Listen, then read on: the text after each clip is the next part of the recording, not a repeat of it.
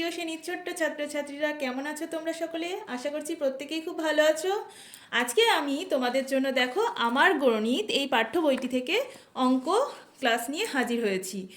আজকে আমরা করব আগের পড়া মনে করি এই রিভিশন লেসনের কিছুটা অংশ। তাহলে চলো শুরু করা যাক। তোমরা প্রত্যেকে খাতা পেন নিয়ে বসো, আমি যেমনভাবে বোঝাচ্ছি তোমরা ঠিক করে বোঝার চেষ্টা করো এবং অঙ্কগুলো করো। দেখো প্রথম অঙ্কটা, ছবি দেখি হিসাব করি ঘরে লিখি। দেখো একটা ছবিতে কিসের ছবি দেখছি? এটা টিপের ছবি। বিভিন্ন রকম টিপের ছবি আছে। এখানে কি বলছে এবার আমরা লেখাগুলো পড়বো। টিপের পাতা আছে ড্যাশটি, মানে কটি, গুণি 1 2 3 4 5। তাহলে এখানে বক্সে লেখো 5টি। প্রত্যেক টিপের পাতায় কটি করে টিপ আছে? এবার গুনতে হবে 1 2 3 4 5 6 7 8 9 10। তাহলে প্রত্যেকটা টিপের পাতায় 10টি করে টিপ আছে, তাই তো? আচ্ছা, এবার কি বলছে? মোট ড্যাশটি টিপ আছে। মোট তাহলে কটি টিপ আছে? 1টা 2টো 3টে 4টে 5টা টিপের পাতা। ঠিক আছে, টিপের পাতার সংখ্যা কটি? 5টি। তাহলে এক একটা পাতাতে 10টি করে টিপ আছে। তাহলে 5 গুণিত 10 সমান 50টি। তাহলে মোট 50টি টিপ আছে, তাই তো? বুঝতে পারলে? এবার মা দুটো টিপ নিয়ে নিলেন। তাহলে 50 থেকে আবার মা দুটো টিপ নিয়ে নিলেন, মানে কি হবে? 50 থেকে 2 বাদ যাবে। 2 বাদ দিলে কত পড়ে থাকে বলো? 2 বাদ দিলে 48 পড়ে থাকে। ঠিক আছে, তাহলে টিপ পড়ে রইল কয়টি? 48টি। বুঝতে পারলে তোমরা? আচ্ছা, তাহলে এইটা যদি ভালো করে বুঝে নাও, এর পরের অঙ্কটা তোমরা খুব সহজে নিজেরাই করতে পারবে। দেখো, চাদরে 4টি টিপের পাতা আঁকি। এখানে আমরা 4টে টিপের পাতা আঁকবো। চলো তোমরাও আঁকো নিজেরা। 4টে টিপের পাতা আঁকতে হবে। 1 2 3 4 আঁকলাম। এবার আমি কি করব? প্রতিটি টিপের পাতায় 8টি করে টিপ এঁকে উপরের মতো কাজ করি। এখানে যা যা করেছি এখানেও একই রকম কাজ করব। তাহলে 8টা করে টিপ আঁকি। 1 2 3 4 5 6 7 8। 8টি করে 1 2 3। তাহলে আঁকা হলো, 8টি করে টিপ আঁকলাম। তাহলে বলছে ওপরে কি বলছে? তাহলে টিপের পাতা আছে কয়টি? আমি এখানে পাশে লিখছি, তোমরা বইয়ে লিখে নাও বা খাতায় লিখে নাও। তাহলে টিপের কথায় লিখে নিই আমরা। টিপের পাতা আছে 4টি। ঠিক আছে। আচ্ছা, প্রতিটা টিপের পাতায় 8টি করে টিপ এঁকে এবার আচ্ছা, এরপরে প্রত্যেক টিপের পাতায় কটি করে টিপ আছে এই কথাটা আমাদের লিখতে হবে এখানে সেম। তাহলে প্রত্যেক, তোমরা দেখে দেখে লিখে নাও, প্রত্যেক টিপের পাতায় 8টি টিপ আছে। 8টি টিপ আছে। ঠিক আছে, দাঁড়ি। তারপরে মোট তাহলে কটি টিপ আছে বলো তোমরা? 4টে টিপের পাতা, প্রত্যেকটাতে 8টি করে টিপ আছে। তাহলে 4 4 8টে কত হয়? নামটা কোনো। 4 1 4, 4 2 8, 3 4 12, 4 4 16, 4 5 20, 4 6 24, 4 7 28, 4 8 32। তাহলে 32 হলো। তাহলে প্রত্যেকটি টিপের পাতে 8টি করে টিপ আছে। এবার লিখি আমি, মোট টিপ আছে 32টি। তাহলে লিখো তোমরা, মোট টিপ আছে 32টি। বুঝতে পারছো তো? আচ্ছা, এবার কি লিখবো? মা দুটি টিপ নিয়ে নিল। যে মা ধরো দুটি টিপ নিয়ে নিল তোমার কাছ থেকে। ঠিক আছে, দুটি টিপ নিয়ে নিলেন। টিপ নিয়ে নিলেন। তাহলে এবার তাহলে এখন টিপ পড়ে রইল কটি? তাহলে টিপ পড়ে রইল দুটি নিয়ে নিলে। 32 থেকে 2 বাদ দাও। 2 বাদ দিলে কত হয়? 30, তাই তো? তাহলে 30। তাহলে অতএব, তাহলে এখানে জায়গা কমে গেছে, এখানে ছোট ছোট করে আমি একটু লিখে দিচ্ছি। অতএব টিপ রইল কয়টি? 30টি। বুঝতে পেরেছো? খুব সহজ। আচ্ছা, এরপরে 3 নম্বরের অঙ্কটা কি বলছে দেখি চলো। ছবি দেখি হিসাব করি ঘরে লিখি। ঠিক আছে। আচ্ছা, তাহলে দেখো বলছে গাছে আম আছে ড্যাশ থোকা। তাহলে কয় থোকা আম আছে দেখি? 1 2 3 4 5 6 7। তাহলে লেখো 7 থোকা। 7 থোকা আম আছে।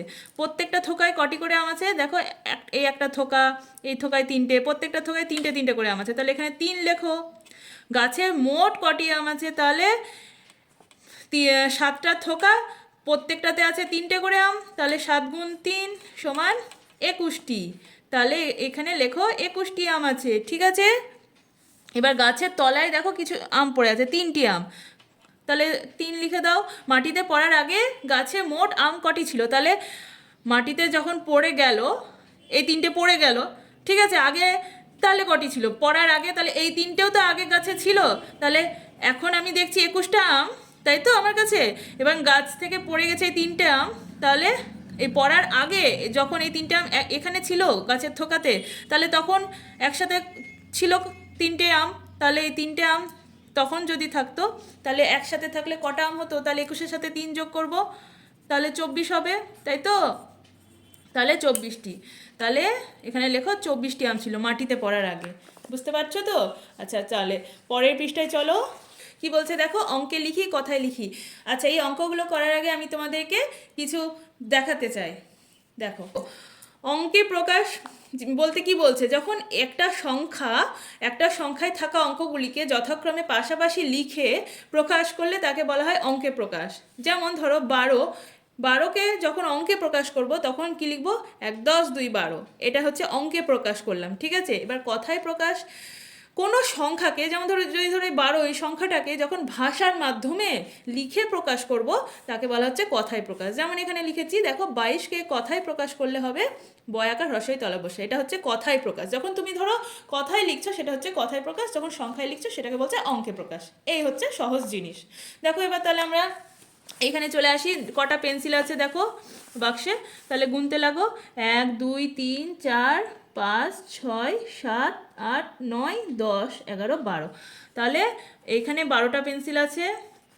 তাহলে এখানে 1, 2, 3, 4, 5, 6, 7, 8, 9, 10, 11, 12। তাহলে সব কটা বাক্সে 12টা করে পেন্সিল আছে, ঠিক আছে। তোমরা লিখো 12টা করে পেন্সিল আছে। তাহলে কটা বাক্স আছে? 1, 2, 3, 4, 5, 6। তাহলে 12টা করে পেন্সিল, 6টা বাক্স। তাহলে কত হচ্ছে? মোট কটা পেন্সিল আছে বলো তো মোট? তাহলে নামতা পড়ি। 12 ঘরের নামতা, 12কে 12, 12 দুগুণ 24, 3 12 36, 4 12 48, 5 12 60, 6 12 72।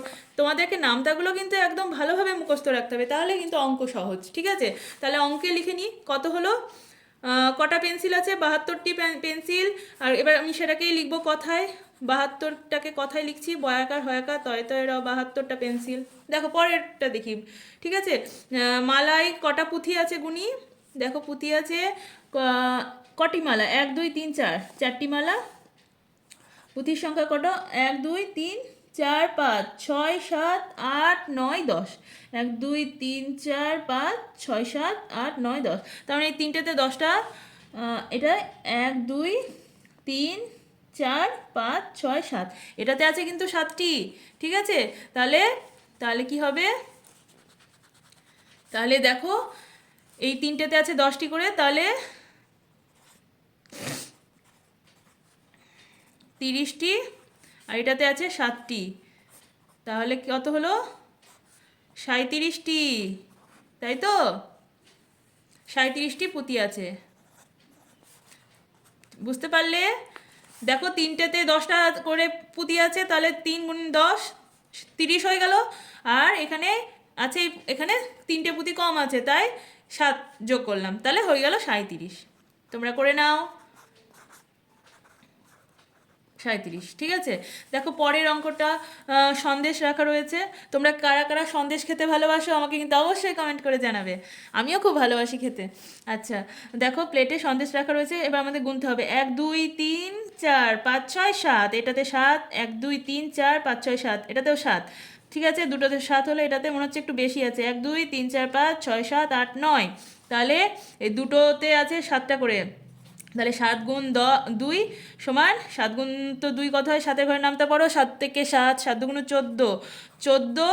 আর এখানে আছে 9টা, তাহলে 14-র সাথে 9 যোগ করো, কত হবে বলো? 13, 3 হাতে থাকে 1, 1 2, 23টি সন্দেশ আছে। 23, তাই তো? তাহলে দেখলে 23টি সন্দেশ আছে। এখানে বেলুনের সংখ্যা দেখি, 1, 2, 3, 4, 5, 6, 7, 8, 9, 10। এখানে 10টা, আর এখানে কটা? 1, 2, 3, 4।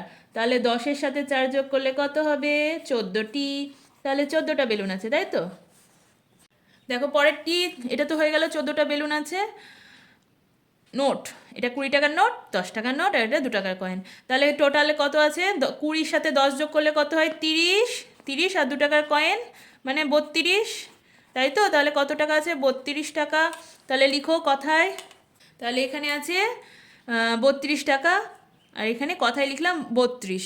তয় রফলা হস্যি তালব্যস্যা। আচ্ছা, এখানে ফুলের মালায় কটা করে ফুল আছে? গোনো। 1 2 3 4 5 6 7 8 9 10 11 12 13 14 15 16 17 18 19 20। এটাতে আছে 20টা। এখানে 1 2 3 4 5 6 7 8 9 10, এখানে 10টা, মানে 30টা, তাই তো? তাহলে 30টা ফুল আছে। তাহলে এখানে লেখো 30টা ফুল আছে।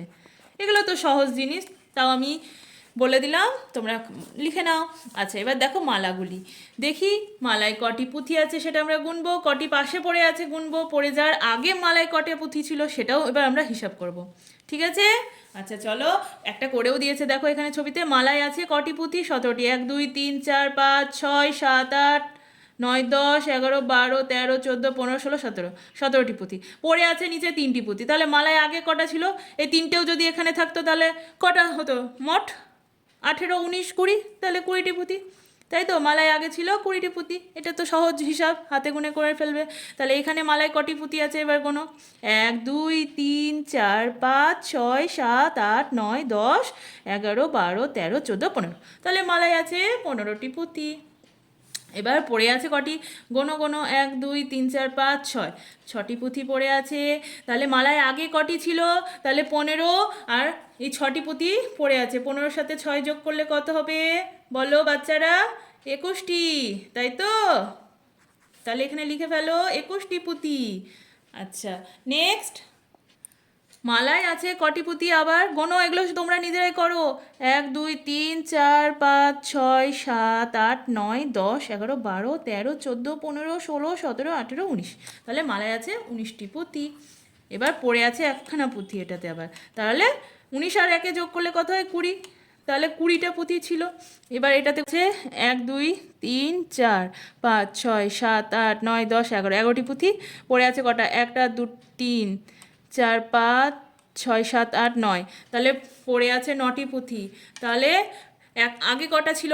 তাহলে 11টি পুঁথি এখন, আর আগে তাহলে মালায় এখন বর্তমানে আছে 11টি পুঁথি, পড়ে আছে 9টি পুঁথি। তাহলে 11-র সাথে 9 যোগ করে কত হবে? 20টি পুঁথি।